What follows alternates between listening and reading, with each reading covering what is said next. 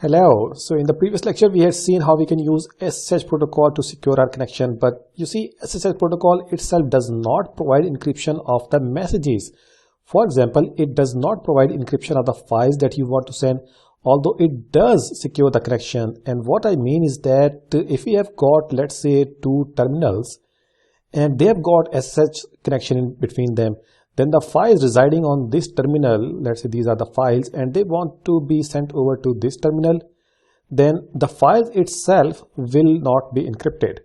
Now, if we have no way to secure our connection, then probably we need to send the files unencrypted, which will not be advisable if this is some confidential data. So another way is that we encrypt the files right at the source, and then we can send them over even over a non-secure channel. Although it's preferable that we send them over a secure channel, but we can send them over a non-secure channel because we'll have some kind of assurity that at least the files are encrypted. And we can use that method for one of the protocols that we are going to see now, which is GPG, which stands for GNU Privacy Guard, GUARD guard. And with this GNU Privacy Guard or GPG, it's an open source implementation of PGP, which is an acronym for pretty good privacy. Now, not only with GPG we can encrypt the data or the documents or the files, but also we can sign them so that once the documents are received by another person or another entity or another machine, they will come to know that the documents are coming from an authentic source. Just like a paper document, if you sign it and you hand it over to somebody, then that other person would come to know by looking at your signature that since they are your signatures, if he's already aware of the print or the pattern of the signatures, and then he would be able to trust the contents of that paper. So same is the case in case of digital communication. Now, from configuration point of view, what we are going to do is that we will have our machine, our Ubuntu machine I'm going to use for this scenario, and in that Ubuntu machine we will have a user, and then we will have another user. Let's say we will have a user Ahmed over here and a user maybe Tom over here. And the idea is that Tom wants to send a file to Ahmed, and that file will be encrypted file. Now, how will he do that? He can only send an encrypted file to Ahmed if Ahmed already has got some way to know the contents of that file. So what we are going to do is that we will create a keyring or a set of keys, a private and public key, and we will share that public key to Tom. And then Tom will use that public key to encrypt the file, and we will use our private key to decrypt that encrypted file received from the Tom. And the protocol that we will be using for all this encryption decryption is definitely going to be GPG. So now let's head over to the terminal and see this in action. So I am here at Ubuntu terminal, and the first command that we're going to use is to generate the keys. So the command is GPG and then double dash, and after that gen key. Now once I press enter, it is saying that what algorithm we are going to use. This first option that is put in default, this says that what algorithm we are going to use for encryption and which one we want to use for signing the certificates. So in this case, both algorithms are RSA. Other option is DSA and LGML. Or if you only want to sign the certificate, sign the document only and do not want to encrypt it, then we can use this one. But let's just go ahead with the default option that it should encrypt and sign the certificate using this RSA algorithm. So I press 1, and the key size is how many bits should be used for encryption and decryption purposes. Let's just go with the default. And after that, the validity of the key, let's just say that it does not expire at all. And it says that whether this information is correct or not. I say yes. Now I can put my real name in here, You can put yours as well, because this is just a way to identify the user that is creating these keys. So I can put in my real name, and after that email, this I can put anything over here, and after that comment I can put in maybe Ahmad and Nadeem. Now it says that if this information is okay or not. I say yes, I press O for OK, and now we need to give in the passphrase, because that passphrase is required for our secret, for our private key. So I press, or I type in the pass key, and now it is trying to generate based on the entropy, it is trying to generate the keys. Now the entropy is that the system will try to assess that enough randomness it has detected in the system, so that it is a better chance that a strong key gets generated. So I'm going to pause the video over here, and meanwhile I'm going to try typing some garbage on the terminal and maybe open up and click here and there. So it will take some time, around 4 to 5 minutes, depending upon how randomness you have generated on the system. Okay, so the process has been completed, and you can see in this window over here that I have typed all this garbage over here, and it took me around probably 1.5 minutes, maybe less than that. So it has generated these keys. If you are doing yourself, depending upon your system parameters and your system capacity and the randomness that you are trying to generate, like I have literally pounded on the keys over here. So anyway, it gets generated, and now it has got the public and private keys that we can use.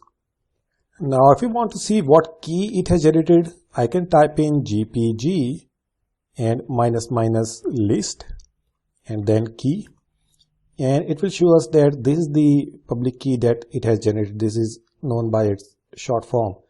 So if we want to export this key so that it can be used by the others for encrypting the document or message, the command would be GPG, because you see there is no file as such. The key has been written, but we need to export it into some file so that that file can be shared. So the command is GPG -export, and then the name that we want to give it. The name I'm going to use over here is this Ahmad@Bala, so that it knows that once the key is received by the other person, he knows that it's coming from somebody that he is acquainted with. So you can put in this phrase as well, or you can put in the name as well. Once you are putting names with spaces in between, make sure that you use inverted commas.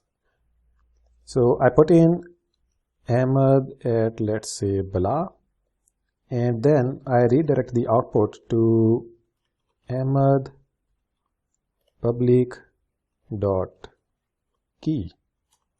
Now once that is there, if I do an ls, we see that we have got a file over here, and if we try to look at the contents of this file by doing a cat, we see that we cannot see that because it's all encrypted.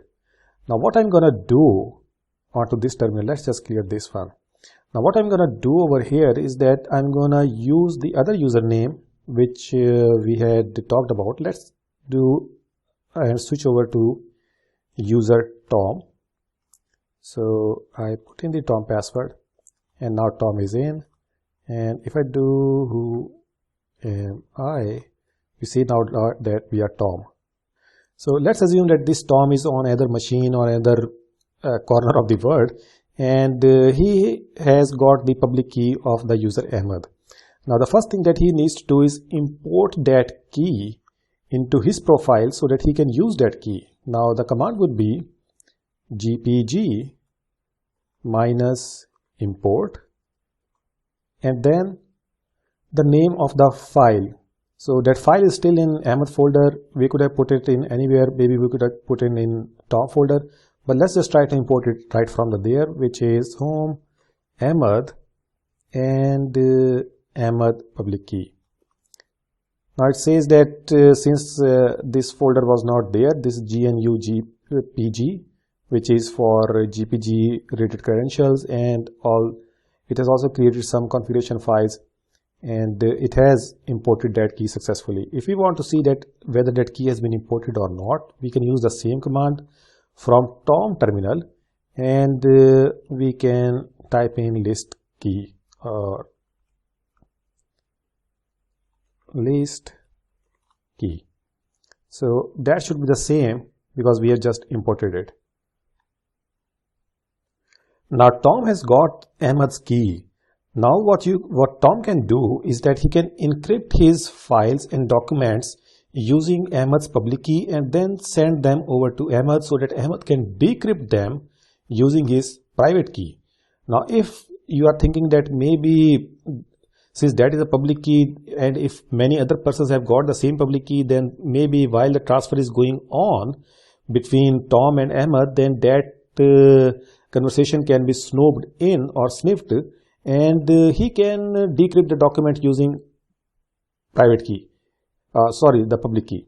But that is not correct because public key cannot decrypt public key document. So if a document has been encrypted using public key, that can only be decrypted using private key. Similarly, if a private key document has been encrypted, it can only be decrypted using public key. So if I do an ls over here, we see that we have this file. Let's just see the contents of this file, which is file from Tom. So this is the file. We just say that this is a test file. Now let's try to create an encrypted version of this file by using GPG and using Ahmed's public key. So the command is GPG -- output, or what file name should be when it gets encrypted. Let's just call it encrypted, and afterwards we need to define the recipient's user ID. So the recipient user ID in this case we are going to use is Ahmed at blah. So Ahmed at blah, and then we need to encrypt the file, which is file from Tom. Now once I press enter, it says that it does not, there is no guarantee that the public key is from Ahmed, but we know that it is from Ahmed. So let's just ignore this warning and press Y over here and do an ls again. And now we see that now we have got another file encrypted. And if I do an ls -l, we see that this file from Tom, it has been converted into encrypted, and look at the size. And if we try to look at the contents of this file by typing in more encrypted, we see that it's all encrypted. Now even Tom cannot look at the contents of this file because he does not own the private key that was mathematically generated against the Ahmed's public key. But Ahmed can do that. So let's just come on to this side, and now to decrypt that file, the command is GPG, and afterwards again -- output, the file that we want to decrypt. Let's just call it decrypted, and afterwards decrypt again, and the file path, which is home Tom and encrypted. Now once I press enter, you see that it has popped up with this message where it says that we need to put in the password that we had used while we were creating that public private keys using GPG. So I put in the password and I press OK, and it says that it has done its process. And if I do an ls, we see that there is a file by the name of decrypted, and that should contain the same contents as that of file from Tom. So I can do a cat and the file name, which is decrypted.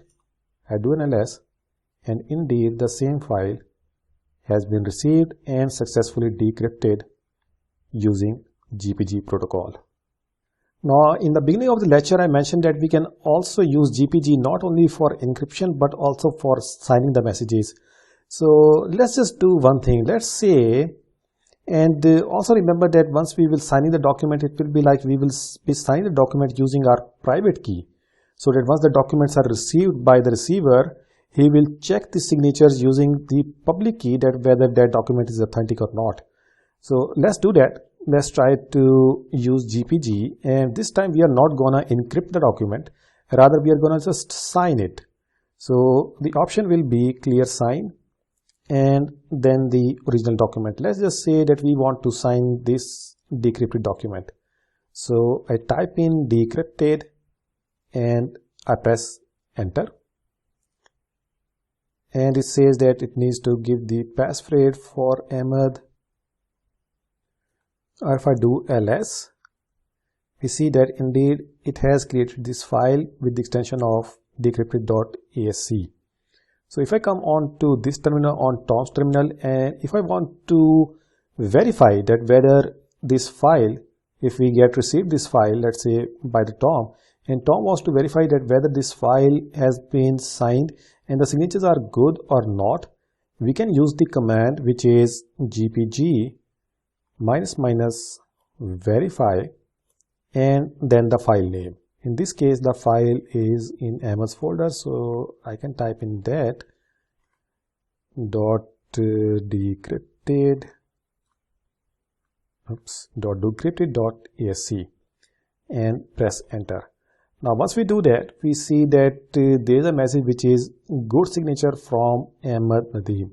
Now once you see that file, it means that the signs that were put in by Ahmed, if I show you the contents of this file, which is decrypted.asc, we see that the file was not encrypted because we can still see the contents. This is in clear text, but it has been signed. Look at this one, it has been signed, and these signs have been verified by the public key which is available with the user Tom, and the message is good signature. If the signatures would not have been verified, we would not have seen this message. So that's all there is to it. That's how you can use GPG to securely encrypt your documents and share them with others. I hope you have learned from this video, and I would like to thank you for viewing.